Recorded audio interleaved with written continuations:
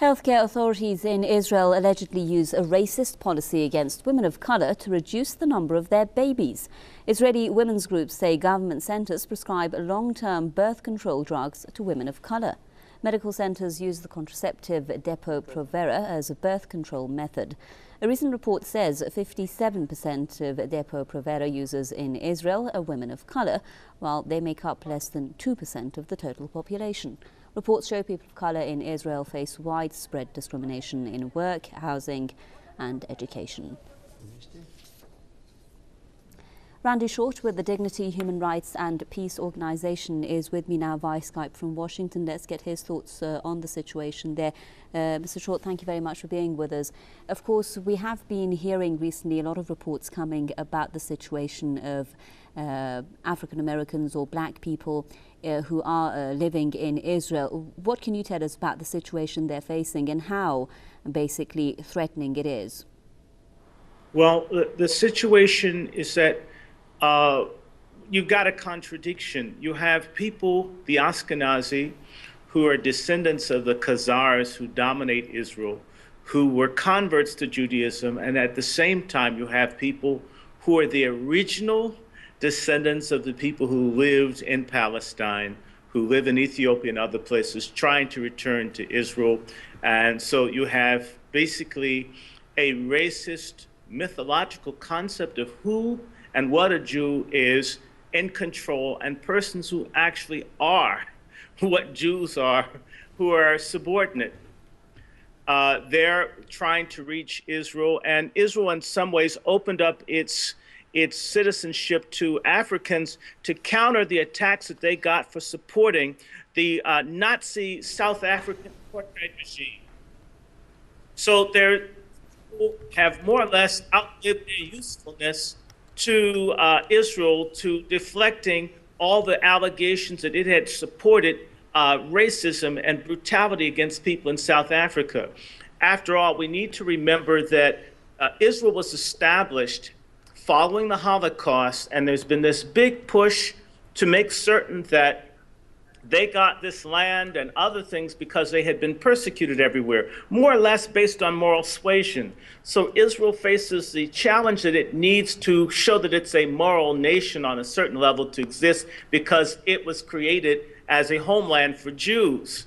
And so this issue of racism, now that they have blacks, I have a friend, Cynthia McKinney, when she was in jail trying to make a Gaza boat lift, the jails are full of Africans. They've got a prison camp in Sinai.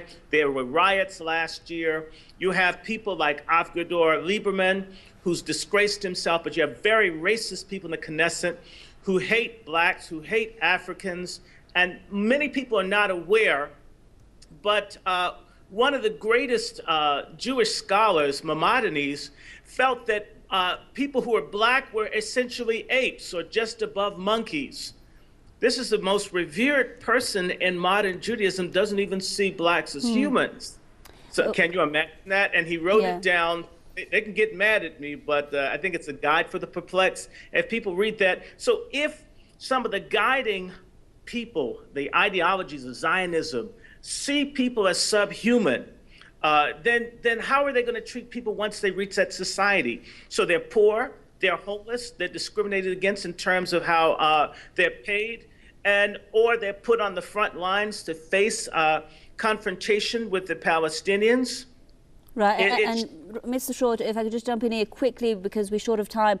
We're now hearing, according to statistics, that about 60,000 African immigrants are in Israel, and most of them are coming from countries like South Sudan, Eritrea, the Ivory Coast, Congo, and these are, of course, countries which do have a lot of problems. They're basically trying to flee the situation and the violence in their own country. But what is the fate of these, what Israel calls infiltrators? I'm quoting, what will be their fate?